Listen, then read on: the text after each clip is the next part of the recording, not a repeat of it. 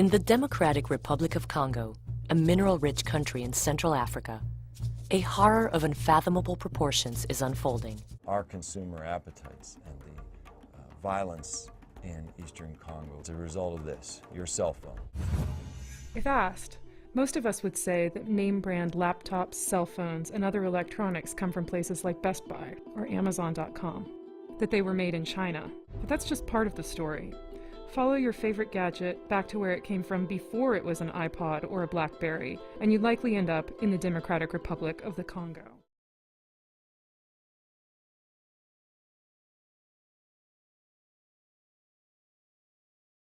Because the bits and pieces that keep our phones ringing and our laptops glowing are funding the deadliest conflict since World War II.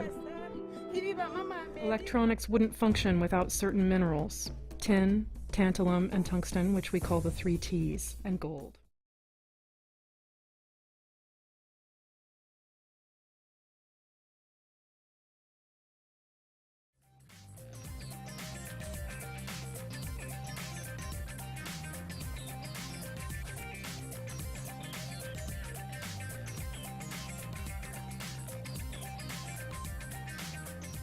To enforce their local dominance of the mining sector, some of the armed groups use mass rape as a weapon of war, preying on women. Militias and armed groups in the Congo is rape in order to intimidate populations and punish populations for supporting other groups.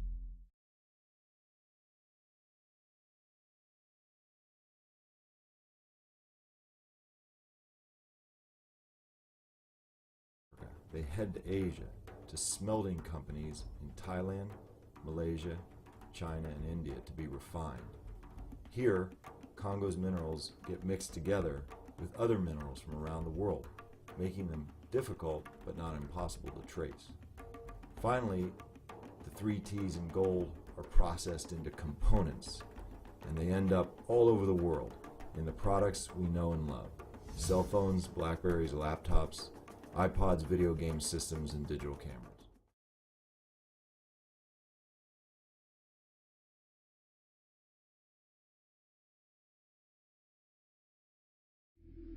But the killing hasn't stopped. And it's all about one thing: control of Congo's vast mineral wealth. The UN's here, but they don't venture far from base. Peacekeepers have never set foot in the mines. Yet it's the plundered ore that fuels the conflict by buying more guns. Thousands of desperate people had abandoned their farms and fled to the mines, but few had come back. So what was keeping them out there in the jungle?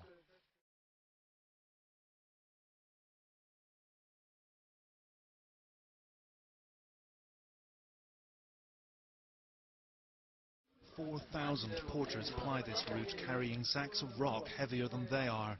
Each of their 50-kilogram packs of cassiterite is worth $400 on the world market. Government soldiers often force porters at gunpoint to carry the rocks free of charge. If they're lucky, though, they can make up to $5 a day." I'm exhausted. I am carrying 50 kilos. I have a wife and 2 children. But we don't earn much and we endure many hardships. Sometimes you end up with no pay at all.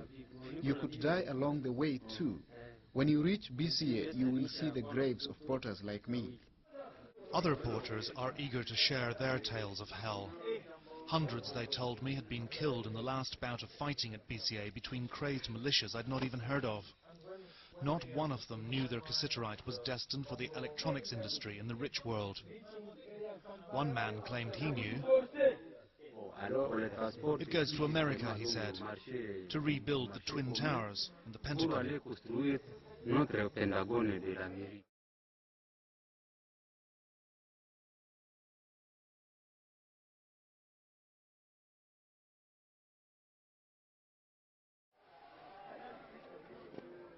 The mining had left a huge scar down the mountain, once sacred ancestral land for the local tribe.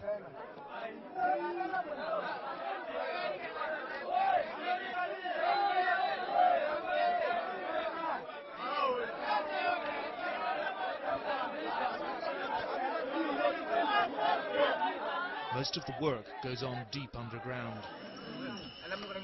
By chance, we meet a tribal chief from BCA and his administrator. They tell us how the traditional inhabitants of BCA Mountain have been thrown off their land at gunpoint to make way for mining.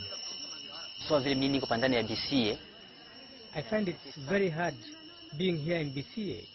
hapa ndani ya BCA ninaona magumu mingi. The militia set fire to the town and all houses were destroyed.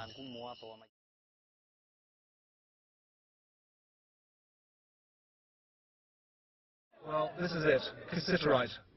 It's tin oxide. It looks like a rock, but it's much heavier. It feels like a chunk of metal.